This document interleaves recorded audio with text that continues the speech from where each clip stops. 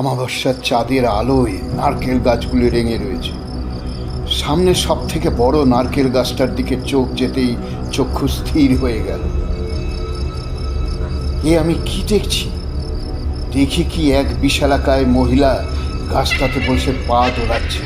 তার কপালে ইয়া বড় সিঁদুরের টিপ, লাল একটা শাড়ি পরে আছে সে। মহিলার একটা পা শূন্যে দুলছে, আর একটা পা রেখেছে নারকেল গাছটার ঠিক নিচে, ওদিকে আমাদের ছাদের শেষ প্রান্তে। তার দৃষ্টি সোজা হয়ে আমাদের দিকে।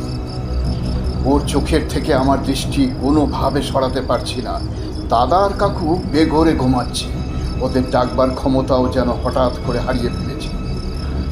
আমি আমার হাত দিয়ে প্রায় খামচানোর মতো করে ওদের ডাকার চেষ্টা করলাম, কিন্তু অদ্ভুতভাবে ওদের ঘুম কোনো মতে ভাঙাতে পারলাম না।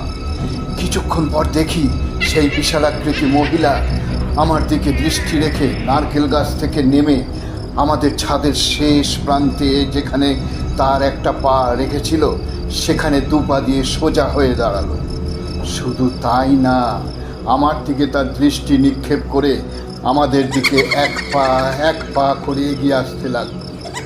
আমার সারা শরীর ভয়ে থরথর করে কাঁপতে লাগলো। এবার কি হবে?